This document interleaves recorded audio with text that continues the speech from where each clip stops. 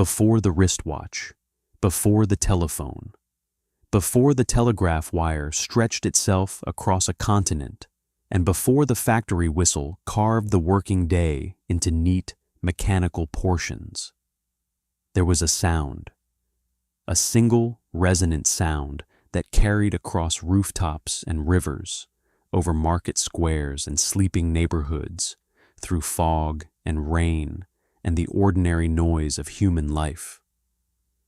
It rose from stone towers that had stood for centuries. It moved through the air at roughly 1,100 feet per second. It told you when to wake. It told you when to pray. It told you when the enemy was coming. It told you when someone you loved had died. It organized the world, and then, quietly, systematically, over the course of roughly 100 years, it stopped.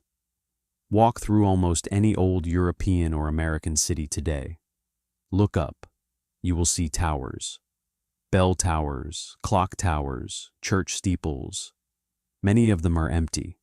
Some contain a single ornamental bell that rings on the hour, a kind of nostalgic gesture. But the full acoustic vocabulary of those towers, the complex, layered system of signals and meanings that once governed urban life, that is gone. Almost completely gone. And most people have no idea it ever existed. I first became aware of this absence when I was going through a collection of municipal records from a mid-sized English town, sometime around the 14th century in their dating. What struck me was not what was written, but what was assumed. The records referenced bells the way we might reference a smartphone notification system today, casually, without explanation, as though everyone reading would obviously understand what each pattern of ringing meant. A bell rung in a certain sequence meant the market was opening. A different pattern meant fire. Another meant a person of civic importance had died. There were bells for curfew, bells for the beginning of the working day, bells that announced the arrival of strangers at the city gate. The documents assumed a population so fluent in the language of bells that no translation was needed. It was simply the operating system of the city.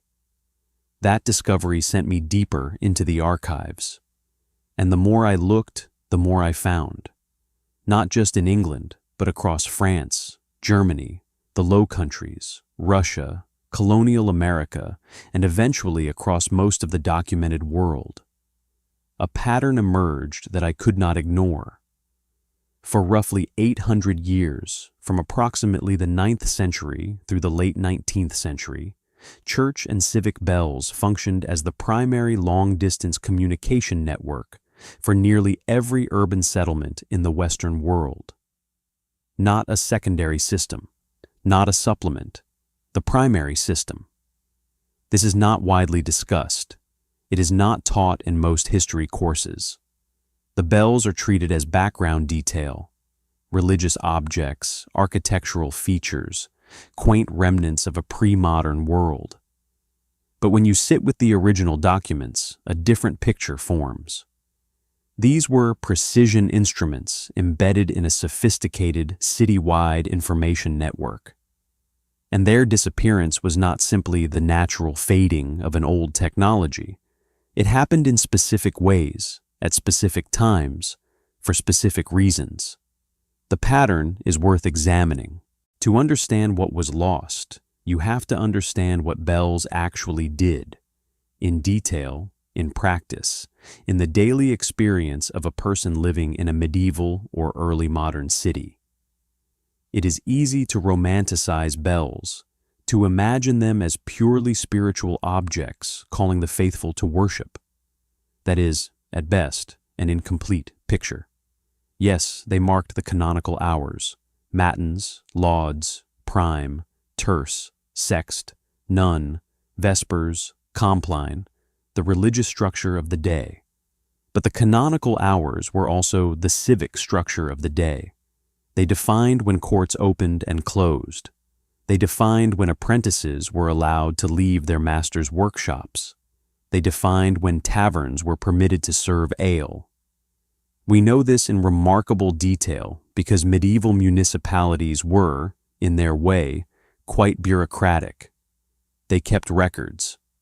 In London, for example, the records of the Court of Hustings and various guild registers from the 13th and 14th centuries show consistent, specific references to bells as legal timekeepers.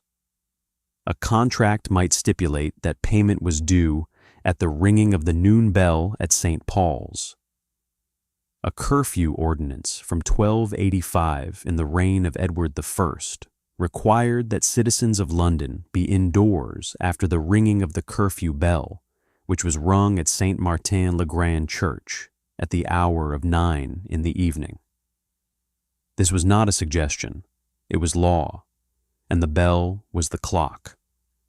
The word curfew itself is instructive. It comes from the Old French couvre-feu, cover fire. The bell told you to put out your hearth fire and go to sleep. It was simultaneously a fire safety measure and a social control mechanism. One bell, two functions, zero paper trail required. In France, the system was equally codified. The Coutume de Beauvaisis, a legal text compiled by Philippe de Beaumanoir around 1283, contains detailed descriptions of how bell signals were to be interpreted in legal disputes. If a contract was broken and the question was whether a market had been properly opened or closed, the testimony of what bell had rung and when was admissible and decisive evidence. The bell was not a background noise. It was a legal instrument, and it was not only time that bells communicated. In Bruges, one of the great commercial cities of medieval Europe, the great bell of the Cloth Hall belfry, the Belfort, still standing today, rang to announce the opening of the textile market, to signal the end of trading hours, and to call merchants to mandatory assembly. The records of the Bruges City Council from the 14th century show that missing the bell's summons was a finable offense for guild members. The bell was a summons, and silence in response to a summons was a form of civic disobedience. Fire warnings were perhaps the most critical, non-religious use of bells. In wooden cities, and most medieval cities were substantially wooden, fire was an existential threat. The speed with which a warning could be communicated was literally a matter of whether a neighborhood survived. Church towers served as watchtowers.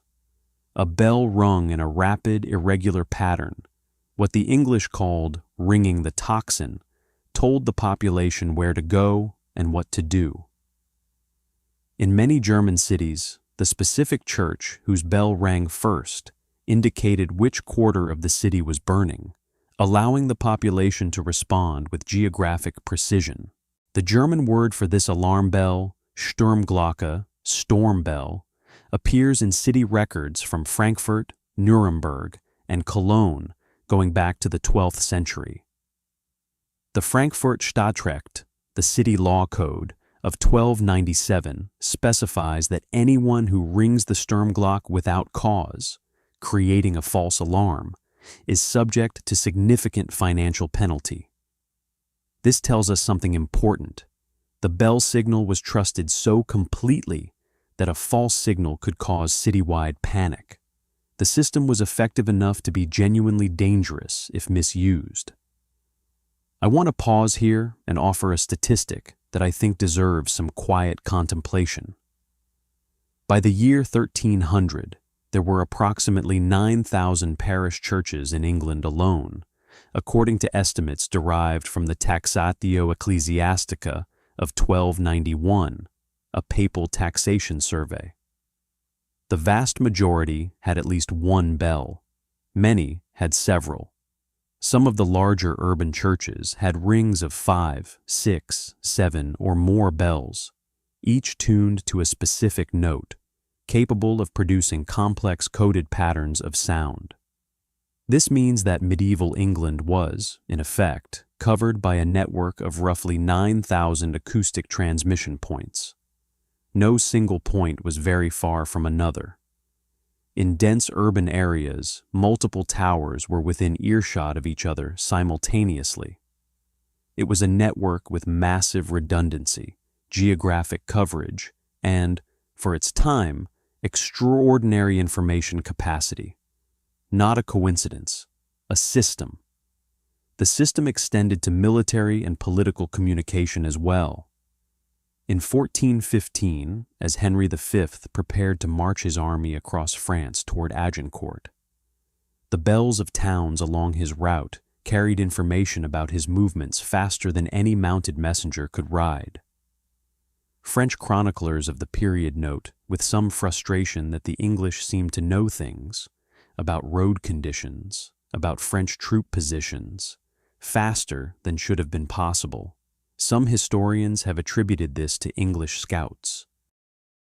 But when you read the accounts carefully, there are references to bells. Church bells in sympathetic villages sending signals.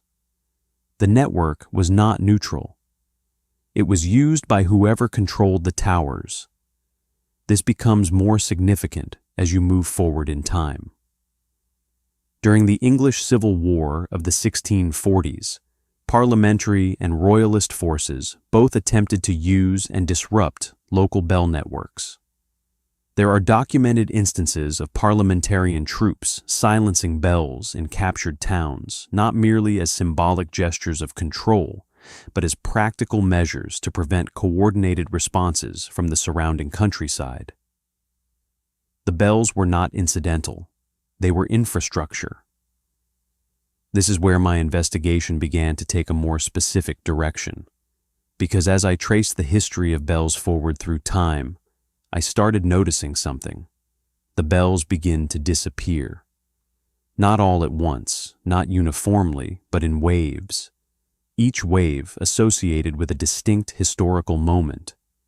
And each wave removes a layer of acoustic information from the urban environment that is never fully restored. The first major wave of bell loss in the Western world came with the French Revolution. What happened to French church bells between 1789 and 1799 is a story that has been told mainly in the context of religious history. The de-Christianization campaign, the closure of churches, the abolition of the traditional calendar. But there is a material dimension that is equally important. The revolutionary government, facing desperate military needs and metal shortages, issued decrees in 1793 and 1794, ordering the confiscation of church bells for the casting of cannon.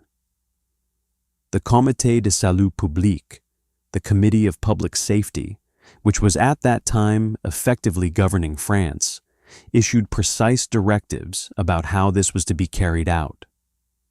Local commissioners were sent to parishes. Records were kept. The number of bells removed, their weight in livres, their destination foundry, all documented with the bureaucratic thoroughness the revolution paradoxically maintained, even in its most chaotic moments. The numbers are staggering. Estimates based on the available records suggest that between 40 and 60,000 bells were removed from French churches during this period. 40 to 60,000. Many were melted and recast as artillery. Others were lost, stolen, or destroyed. The acoustic landscape of France was, within the space of roughly 5 years, almost entirely silenced. A network that had operated for 8 centuries was dismantled with industrial efficiency. Not a coincidence, a pattern.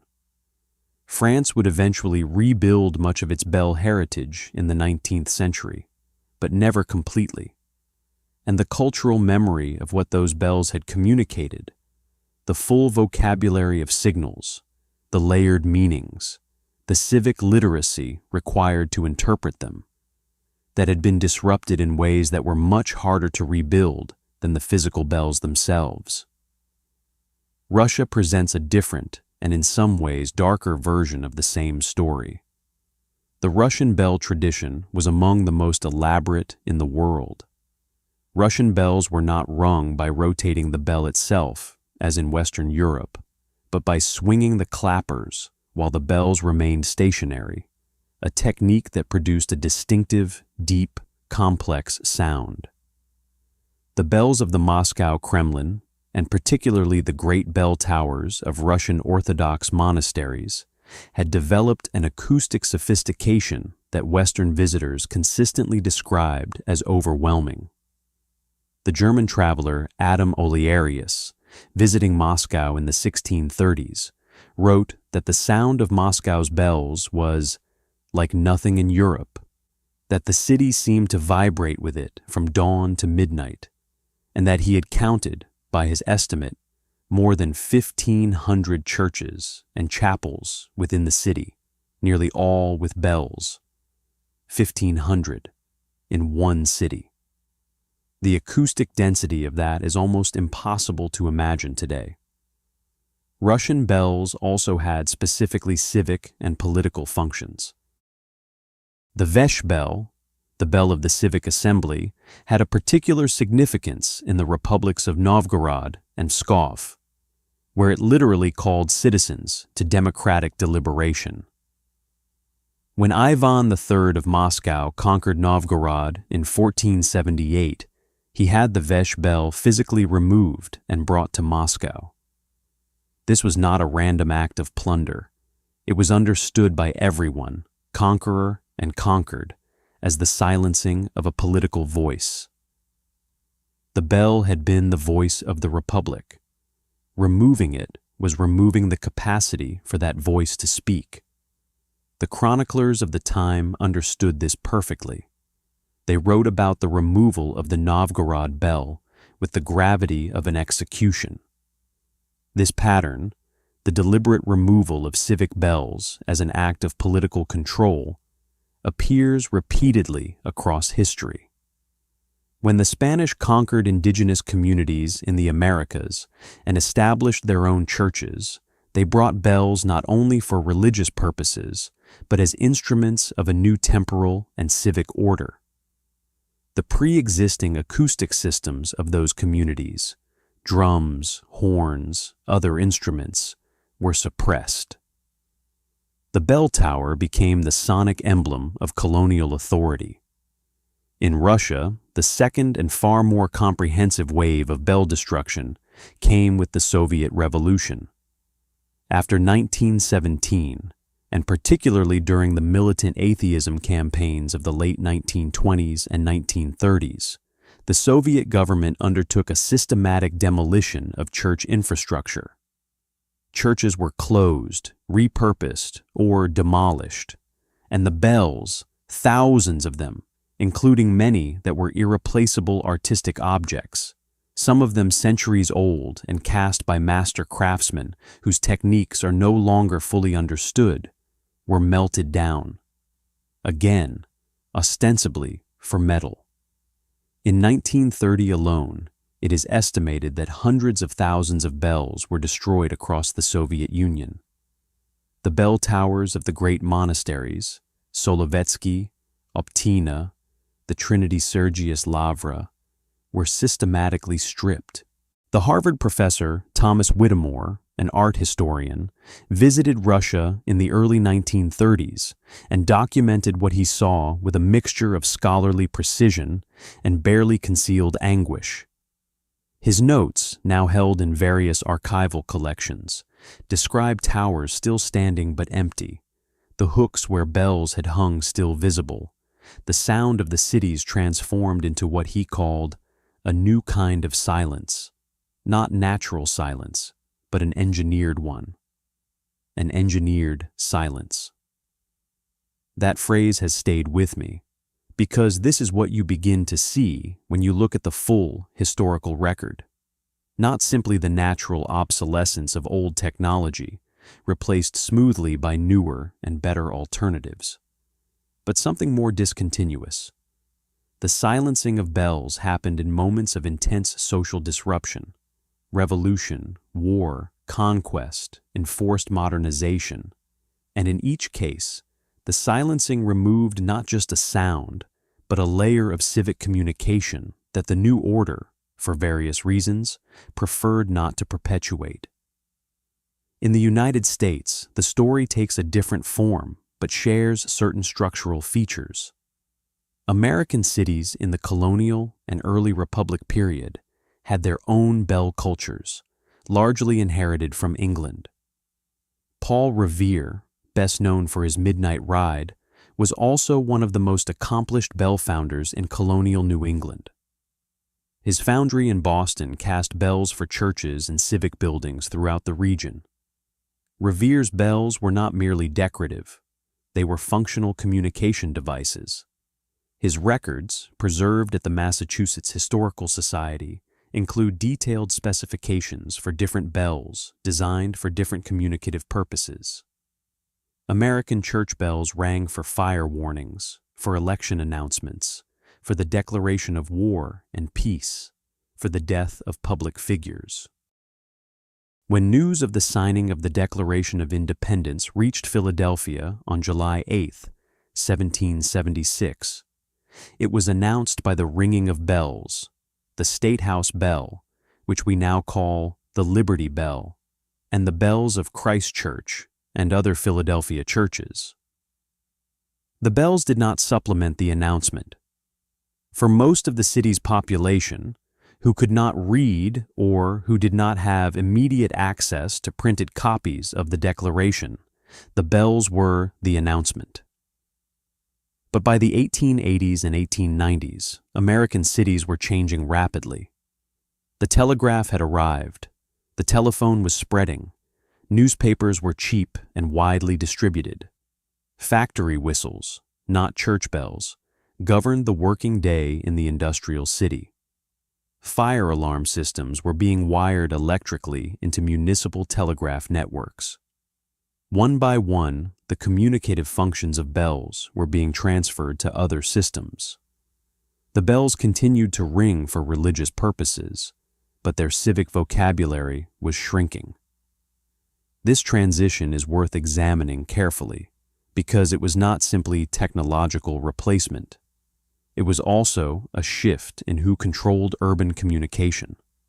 The bell system, for all its limitations, was distributed and local. Each tower was managed by its own community. The network had no central node, no single point of control. The new systems, the telegraph, the telephone, the electric alarm network, were centralized by design. They required central infrastructure, central management, central authority. The transition from bells to wires was, among other things, a transition from distributed to centralized communication. I am not suggesting this was a conspiracy. History rarely is. But it is worth noting that the institutions and interests that most benefited from centralized communication were precisely the institutions and interests that were most actively promoting the new technologies. Not a coincidence, a pattern. By 1900, the acoustic landscape of Western cities had been fundamentally transformed. Not silenced, cities were, if anything, louder than before, filled with the sounds of machinery and traffic and industry. But the organized, meaningful, civic, acoustic language of bells had been largely replaced by a noise environment that carried far less encoded information.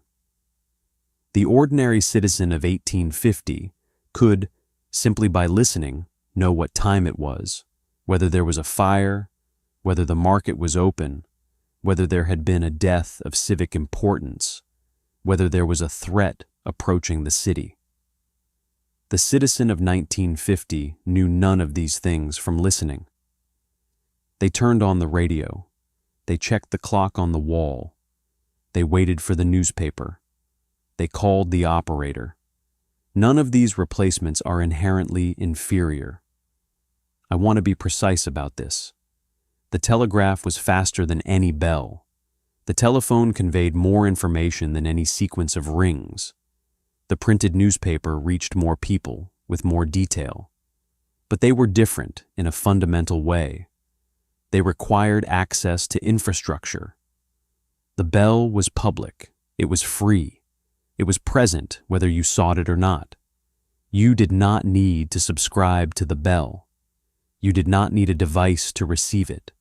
You simply needed to be within earshot of the tower, which, in a medieval or early modern city, was virtually everyone. The replacement of bells with wired communication was also, necessarily, the replacement of a public medium with a privatized one. This is not a small distinction. It is one of the more consequential technological transitions in urban history, and it is almost never discussed in these terms. There is a French historian, Alain Corbin, whose 1994 work, Village Bells, remains one of the most thorough academic investigations of this subject. Corbin spent years examining French municipal archives, church records, and legal documents relating to bells in rural and small-town France from roughly 1750 to 1914. What he found was a society in which bells were not merely functional but deeply constitutive of local identity. The specific sound of a village's bells, their pitch, their rhythm, their characteristic patterns, was part of what made that village itself distinct from every other place. People who had grown up in a village and moved away reported that they could recognize their home village's bells at great distance. The sound was a form of cultural memory, a sonic fingerprint. Corbin documents, with meticulous archival detail, the fights that erupted in 19th century French villages over bells. Disputes about when they rang, how long, what patterns were acceptable. Disputes between local communities and prefectural authorities about who had the right to control the bells. These were not trivial local squabbles.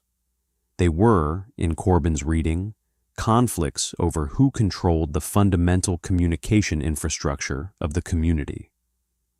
When the central state began asserting control over bell ringing, requiring prefectural authorization for civic bell use, standardizing what occasions warranted bells, it was asserting control over the community's voice. Corbin's documentation of this process in France is paralleled by similar patterns I have found in German, Italian, and English records from the same period. The 19th century, the great age of national consolidation, was also the age in which central governments systematically, if quietly, took control of the bell systems that had previously been managed by local communities. This was partly administrative standardization, but it was also, inevitably, a reduction of local communicative autonomy. Consider this specific document, a circular from the French Ministry of the Interior, dated 1837, sent to prefects in all French departments. The circular specifies new regulations governing the ringing of church bells for civic purposes. It requires that any non-religious bell ringing be authorized by the local mayor, who is himself a representative of the central government under the Napoleonic administrative system. A bell ring that had previously required only the decision of a church warden or a guild master now required governmental authorization. This document is not secret. It sits in the French National Archives, catalogued and accessible. It has been studied by historians of French administrative law. But its significance as a moment in the history of urban communication has not, to my knowledge, been widely examined. These details accumulate. They form a picture that is not dramatic in any single instance, but becomes, in aggregate, striking. The history of the bell is the history of an extraordinarily sophisticated, distributed public communication network that operated for roughly 800 years, was gradually stripped of its civic functions over the course of the 19th century, was physically destroyed in waves of revolutionary and military violence, and was replaced by systems that were faster and more capable in many ways, but fundamentally different in their architecture of access and control. What is perhaps most remarkable about this history is how completely it has been forgotten. Not the bells themselves. They remain, of course, as religious objects, as tourist attractions, as architectural features, but the full scope of what they were and what they did. The fact that the curfew you observe or ignore today, that the concept of opening and closing hours, that the very social structure of the timed, organized city, all of this has deep roots in a bell-based communication system that most people have never thought about as a system at all. I think about a specific detail from the records of Chartres Cathedral, dating from 1221. The cathedral's chapter records specify the duties of the campanarius, the bell ringer, in extraordinary detail. This person was not simply someone who pulled ropes. They were responsible for maintaining the entire temporal and civic communication schedule of the cathedral, and, by extension, of the city. They knew dozens of distinct bell patterns and their meanings. They knew which pattern indicated a cardinal had died and which indicated a bishop. They knew the fire alarm sequence for each of the 4 quarters of the city. They were, in the vocabulary of our time, a network administrator, and their salary, specified in the same document, was substantial, comparable in proportion to that of senior clerical officials. A network administrator, paid accordingly, acknowledged as essential, in 1221. This person's knowledge, the full vocabulary of the system they managed, is now entirely lost. Not the physical bells, not even the towers, the knowledge, the code book, the understanding of what each sequence of sounds meant and how to produce it. That knowledge lived in human memory and in institutional practice, and when the practice ended, the knowledge went with it. The towers stand. The bells hang in some of them, but they are mute in the most important sense, not physically silent, but semantically empty. They have lost their language. There is something here that I find genuinely moving in a quiet way. Not tragic, precisely. History is full of transitions, and not every lost system deserves mourning. But worth contemplating seriously, because what the bell towers represented was a particular kind of relationship between sound and meaning, between community and communication, between the physical environment of the city and the civic life conducted within it. The stones and the sounds were intertwined. The architecture was, in a real sense, acoustic architecture, designed not only to shelter, but to speak. When I stand in an old city, London or Paris or Prague, or any of the dozens of places where medieval towers still mark the skyline, I find myself thinking about this. The stones remember nothing, of course. That would be mysticism, and I try to stay within the documentary record. But the stones do hold the structural evidence of what was. The hooks where bells were hung, the louvered openings designed to project sound outward over the rooftops, the stairs worn by the feet of campanarii ascending to pull their ropes at the appointed hour, day after day, for centuries. The German Enlightenment philosopher Johann Gottfried Herder wrote in 1769 that the church bell was the voice of the community speaking to itself. I encountered this phrase in his Kritische Wälder, and it has stayed with me as perhaps the most concise description of what these instruments actually were. Not the voice of God, as religious tradition would have it, not the voice of authority, as political analysis might emphasize.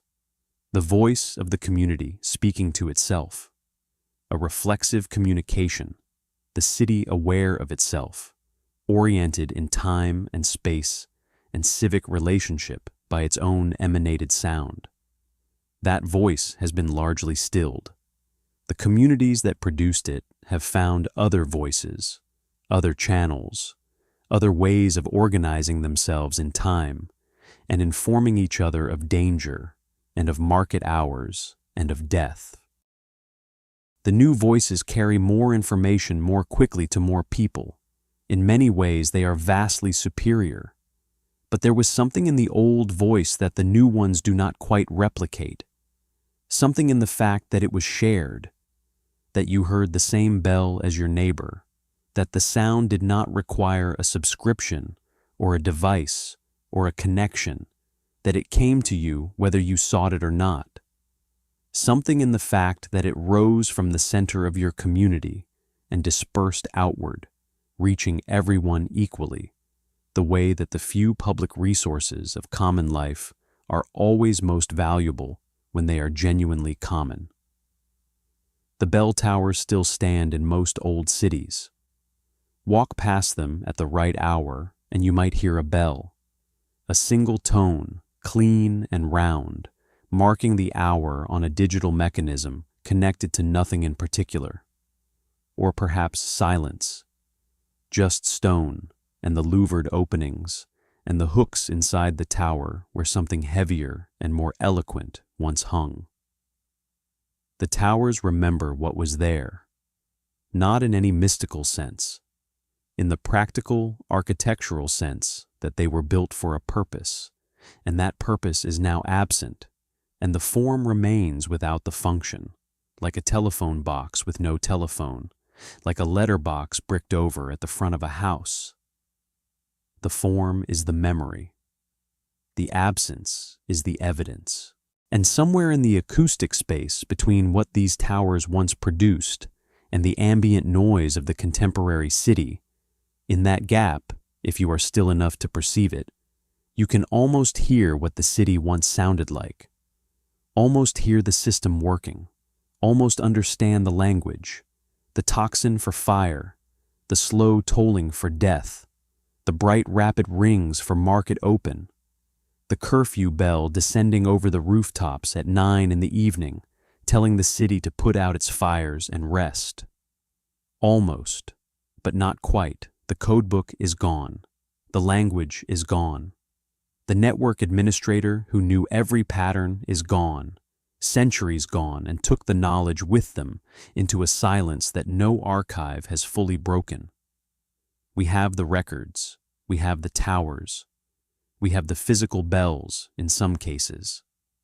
What we have lost is the understanding, the lived, embodied, daily understanding of what it meant to exist within a city that spoke to you in sound, that held you in time and warned you of danger and marked your days with the rising and falling of bronze voices from stone towers.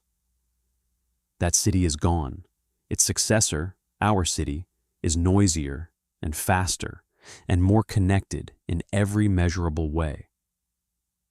But it is also, in this one specific sense, more silent than anything its inhabitants could have imagined. It does not speak to them. It does not hold them.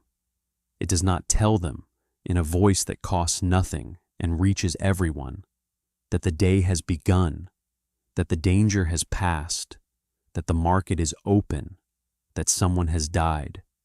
The towers are still there. They are still waiting. For what exactly, I cannot say. But when I close the archive folders and sit with what I have found, that is the image I keep returning to. The empty towers, the vacant hooks, the louvered openings looking out over a city that no longer knows how to listen for what they have to say.